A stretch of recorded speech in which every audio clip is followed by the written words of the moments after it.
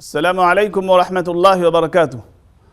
میرے بھائیو، اللہ تبارک و تعالیٰ نے قرآن کریم میں جگہ جگہ رزق حلال کمانے اور کھانے کا حکم دیا ہے اور مال حرام کمانے اور کھانے سے منع کیا ہے۔ تو آئیے ہم سب سے پہلے یہ سمجھتے ہیں کہ مال حرام کیا ہے۔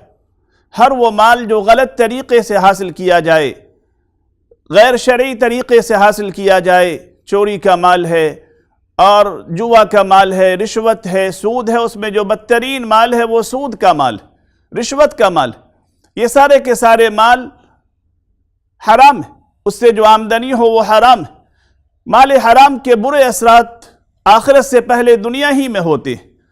اللہ کے رسول صلی اللہ علیہ وسلم نے حدیث میں فرمایا کہ اگر جو مال حرام کھاتا ہے، نماز پڑھتا ہے، اس کی نماز قبول نہیں ہوتی، دعا کرتا ہے، اس کی دعا قبول نہیں ہوتی، صدقہ کرتا ہے، صدقہ قبول نہیں ہوتا، مال حرام سے حج عمرہ کے لیے جاتا ہے، حج عمرہ قبول نہیں ہوتا ہے، اور اگر مال حرام چھوڑ کے اپنے بال بچوں کے لیے وراثت میں جاتا ہے تو یہ اس کو جہنم میں لے جانے کا ذریعہ بنتا ہے۔ اور یہ برا جو مال حرام ہے، یہ مال حرام رہتا نہیں ہے۔